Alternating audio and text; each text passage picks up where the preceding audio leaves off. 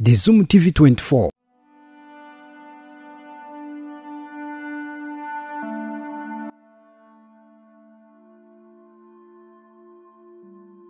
Byaramarira n'agahinda mu gushyingura Nsanzamahoro wamenyekanye nka Rwasa. Kuri Uncle Austin kwihangana byamunaniye asuka amarira ubwo yavugaga ijambo, ndetse Alex Muyoboke nawe bigaragara ko nta byishimo yari afite, yari mu baje guherekeza Nsanzamahoro. Ku rundi ruhande Pasiya Bizimana wibazaga byinshi kubw'uru rupfu benshi bavuga ko rwatunguranye, nawe nta byishimo yari afite. Safi Madiba yari afite ikiniga cyishi. Abandi bayobozi batandukanye barimo Bamporiki na Minisitiri Nduhungire Olivier bari bitabiriye uyu muhango. Icyakora n'abagahinda kari kenshi ntibyorohaga. Urebye inyuma gatoya Edus, Aline Gahongayire n'abandi batandukanye ndetse na Willy, bose nta byishimo ndetse byaramarira n'agahinda. Hepfo gato Willy Paul wari uyoboye uyu muhango kwihangana byamunaniye atanga umwanya baramusimbura. Nawe urabona ko byaramarira n'agahinda. Bavandimwe, ntabwo byoroha kubura inshuti yawe wakundaga. Nsanzamahoro yashimwe ibigwi byaranze ubuzima bwe kuri iyi si. Iteka nubona inkuru nk'iyi y'urupfu rwahuruje abantu bagiye kumusezeraho, jya ufata umwanya wibaze ngo ese Imana n'abantu bazanyibukira kuki? Bamporiki Edouard avuye gusezeranya kwigendera yazenze amarira mu maso ku buryo bwagaragariraga buri wese. Itsinda rya The Men cyangwa abahanzi bo muri The Men nabo bashyize indabyo ku mva yo gusezera Nsanzamahoro. Ibi nabyo byaramarira. Abakinnyi ba filime nyarwanda nabo baje guherekeza mugenzi wabo Nsanzamahoro Denis. Icyakora bose nta byishimo. Ku rundi ruhande kandi bamwe mu Nsanzamahoro yatoranyije ngo bakine muri filime Pirato baje kumuherekeza bwa nyuma. Aba bose murabazi mu bigendanye na sinema. Uretse abo bose, producer Medbeat, DJ Pius n'abagize itsinda Active nabo baje gushyingura Nsanzamahoro. Icyakora bose ku maso ntawe ufite ibyishimo. Abanyacyubahiro barimo Olivier Nduhungire na Rurangirwa Jean Dodier wahoze ari Minisitiri w'ikoranabuhanga nabo baje mu muhango wo gushyingura Nsanzamahoro. Icyakora Nduhungire nk'umuntu wiganye ndetse wabanye cyane na Nsanzamahoro Denis uzwi nka Rwasa, kubyakira ntabwo byamworoheye. Nkusi Arthur cyangwa uzwi nka Rutura ibumoso na Muzogeye Prezil iburyo nabo baje kwitabaro. Polisi y'u Rwanda nayo yahaye icyubahiro Nsanzamahoro nk'umwe mu ambasaderi bayo mu kurwanya ibyaha. Uyu mugabo yari afite ibigwi. Umuhungu wa Nsanzamahoro n'umubyeyi we aha bashyiraga indabo kumva. Uyu ni umuhungu wa Nsanzamahoro aherekeza se.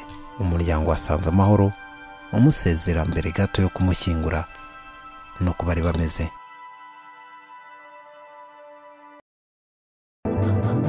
Rimwe na rimwe mu gihe cy'ibyago tubura byinshi tuvuga ku wapfuye, ku muryango usigaye, ndetse amagambo yo kubakomeza tukabura aho twayahera tubivuga. Niko bimeze, ntibyoroha kuvuga cyangwa se kugira icyo ugaragaza ku marangamutima yawe ku muntu witabye Imana. Mu marira menshi Nsanzamahoro wamenyekanye nka Rwasa yashyinguwe. Mureke tubanze dufate mu mugongo umuryango wa nyakwigendera Nsanzamahoro Denis wamenyekanye nka Rwasa uyaherutse kwitaba Imana yishwe n'indwara ya diabete. Kuri iki cyumweru tariki ya 8 Nzeri 2019 mu mujyi wa Kigali ku Kicukiro niho habereye umuhango wo gusezera bwa nyuma Nsanzamahoro Denis wamenyekanye nka Rwasa uherutse kwitaba Imana. Uyu muhango waranzwe n'amarira menshi, witabiriwe n'inshuti ndetse nabo mu muryango we, wakurikiwe no kujya kumushyingura mu irimbi rya Rusororo aho benshi bakunze kwita iwabo wa twese. Byaramarira n'agahinda mu ngeri nyinshi zitandukanye, abana bato kugeza kuri ba minisitiri, kwiyumanganya byanze, buri wese asuka amarira. Uyu muhango wayobowe na Willy Paul wakinanye igihe kinini na Rwasa, watangijwe n'isengesho ryo gusabiranya kwigendera ryayobowe na Pasteur Museveni. Nyuma yo kwigisha ijambo ry'Imana, umuhanzi Oliver the Legend yaririmbiye abantu indirimbo zo kuramya no guhimbaza Imana.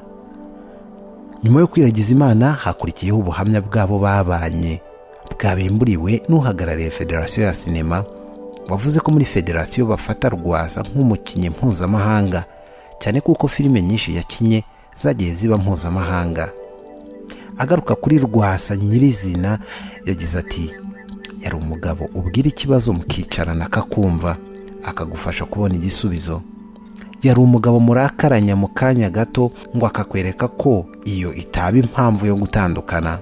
Umugabo w'inyangamugayo uhamye, umugabo w'umunyamurava benshi nicyo bamwibukiraho.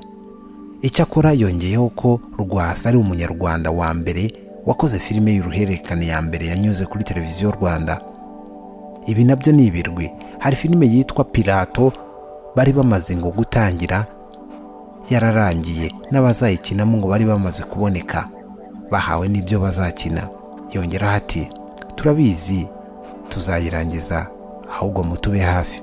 Uncle Austin wari uhagarariye abandi bahanzi we yagize ikiniga cyinshi ubwo yavugaga kuri Nsanzamahoro uzwi nka Rwasa. Uyu muhanzi yavuze ko atari umukinnyi wa filime gusa ahubwo yafashaga n'abahanzi. Austin yatanze urugero rw'uburyo hari indirimbo ebyiri yamufashije kwandika kandi zamenyekanye.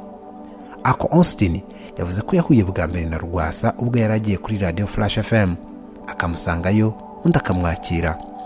Ati namusanze yari umunyamakuru mwiza ari mu kazi, ariko ntiyigeze anyiyemeraho, ahubwo yamfataga nka murumuna we. Yaramfashije cyane kandi sinzibagirwa iyo neza yangiriye. David Bayingana wavuze nk'uhagarariye abanyamakuru bakoranye yasobanuye gato uko yabanye na Rwasa, arangije agaruka ku kuntu yamenye inkuru y'urupfu rwa Rwasa yitabiriye umukino ikipe y'igihugu Amavubi yari yagiyemo gukina na Seychelles.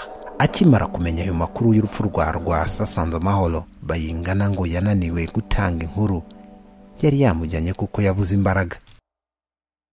Abiganye na Rwasa mu mwaka w'1980 kugeza mu mwaka w'1987 barimo umunyamabanga wa leta muri Minisiteri y'Ububanyi n'Amahanga Olivier Nduhungirehe bahishuriye abari aho ko yari yarababwiye ko yitegura ubukwe ndetse ko yari yaranamaze kubenguka umukunzi we bendaga kurushinga. Icyakora ikindi bashimiye Rwasa ngo nuko yari yahurije hamwe kuri WhatsApp abo biganye bose.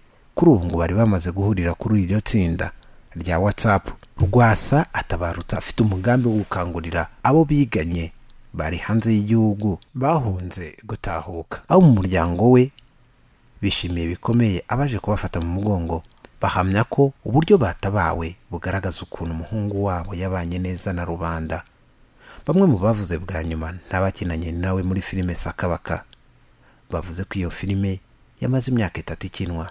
Abari bayihuriyemo babaye nk'umuryango uyobowe na Nsanzamahoro, dore ko ari we wayanditse akanayiyobora.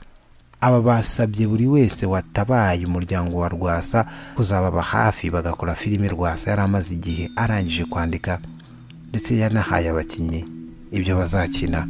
Nyuma yo kumusezeraho bwa nyuma mu rugo aho yaratuye Kicukiro, umuryango we, inshuti ze ndetse n'abandi batabaye bamuherekeje ku irimbi rya Rusororo aho yashyinguwe ku gicamunsi cyo kuri iki cyumweru tariki ya 8 Nzeri 2019. Byaramarira n'agahinda. Urupfu ni ikintu gikomeye, urupfu twese tuzapfa. Icyakora urupfu rwose rurababaza rugashengura cyane. Iyo upfuye yari inshuti yawe magara.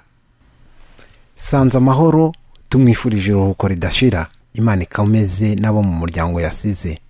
Icyakora icyo nagenda ntakwibukije nuko Nsanzamahoro apfuye ari umunyabigwi uzahora wibukwa cyane muri sinema y'u Rwanda. Reka nkwibutse ko gusa Nsanzamahoro Denis wamenyekanye muri filime nyarwanda nka Rwasa uyitabye Imana ku ya 4 Nzeri 2019 azize indwara ya diabete, bivugwa ko yarayimaranye iminsi. Nsanzamahoro yari arwariye mu bitaro bikuru bya kaminuza bya Kigali CHUK kuva ku wa mbere. Yaje kwitaba Imana ku gicamunsi cyo kuwa 4/5 z'ukwa 9 2019. Mushiki wa Nsanzamahoro wari umugwarije muri CHUK niwabwiye ibitangazamakuru bitandukanye ko uyu musore wawe yitabye Imana azize diabete. Icyo gihe yagize ati yitabye Imana uyu munsi nibyo, yaramaze iminsi kwa muganga, yahageze ku wa mbere. Nsanzamahoro nyakwigendera witabye Imana yakinye muri filime nyinshi kuva mu mwaka w'1998 ubwo yinjiraga muri uyu mwuga. Yatangiriye kuri filime yitwa 100 Days yakozwe n'umwongereza Jack Hughes, itunganywa na Eric Kabera ikinirwa ku Kibuye. Mu mwaka wa 2003 yakinye mu yitwa Sometimes in April yayobowe na Laure Beck wanakoze filime ya Patrice Lumumba. Nsanzamahoro kandi yakinye muri filime Operation Turquoise, A Walk with a Lion yakiniwe muri Kenya na Shooting Dogs ivuga kuri jenoside yakorewe abatutsi mu Rwanda, by'umwihariko igaruka kubiciwe muri Eto Kicukiro. Nsanzamahoro kandi yikoreye ku giti cye filime ze zinyuranye zirimo n'izamamaye hano mu Rwanda nka filime y'uruhererekane yitwa Sakabaka, ari nayo Rwasa yanitiriwe. Yitabye Imana atararushinga, Imana imuhe iruhuko ridashira. Nawe utarakanda subscribe, kanda ku kamenyetso k'umutuku kanditseho subscribe kugira ngo uzajye ubona n'izindi video zitandukanye utasanga ahandi. Turabakunda.